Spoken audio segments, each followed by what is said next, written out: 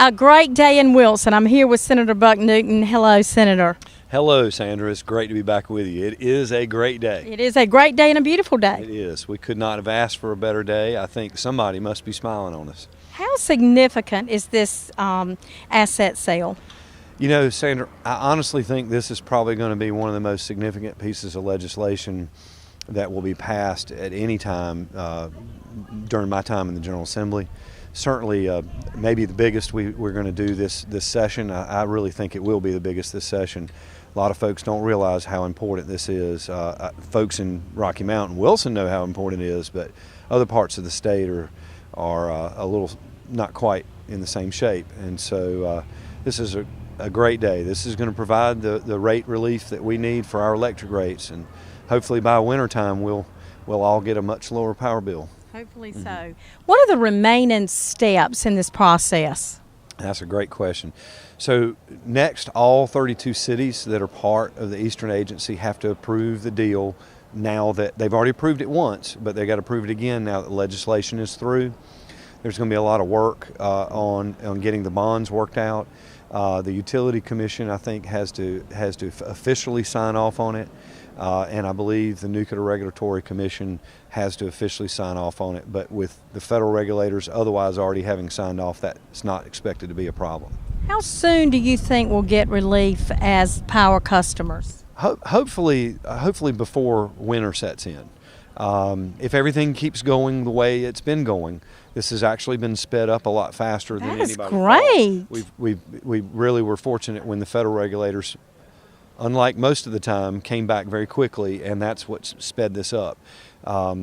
We were able to do this legislation here in the long session. Originally, everybody thought that this legislation would come in the short session, that it would be delayed a year. So we've really been able to speed this up about a year, and hopefully, like I said, by the time it starts getting cold, we'll have those rate cuts. How much of a decrease do you estimate we might see in a bill? Well, that's very hard to say because each town is going to be very different. Basically, in a very broad range, folks should see somewhere between 5% and 20%, maybe a little bit more than 20% in some of the towns. I'm hoping that Wilson and Rocky Mount will get over 20%, but that will remain to be seen exactly how much. Okay. And do you know if this asset sale will have what impact it will have on Duke Energy customers? Long term, it will be very positive for Duke Energy customers because of the way they've structured the deal. They are getting a huge reduction in their cost of production, and so some of their customers are going to see immediate rate cuts as well. Not to the extent that we will, but they'll have rate reductions as well. And long term, every Duke customer will have a rate reduction. And that is just Duke Progress, of which when this is done, we'll also be customers of Duke Progress. Well, I know a lot of people sponsored this bill, but you and Representative Jeff Collins and you, Senator Buck Newton, were kind of instrumental in starting this, were you not? Well, I guess so. Jeff and I, when we were campaigning in 2010, we used to do a lot of riding around Nash County, and when we were going from place to place, this is what we talked about. And there were times if you'll indulge me for a moment, in my family, we sometimes talk about kind of the fantasy things we'd like to do, and usually somebody in my family will look at whoever's talking and say, "Oh, that's just porch talk," meaning you're talking and you'll never get it done. And Jeff and I said, we don't want this to be porch talk. We want to do something about this, and so we committed to each other in that campaign that we were going to work hard to try to do something.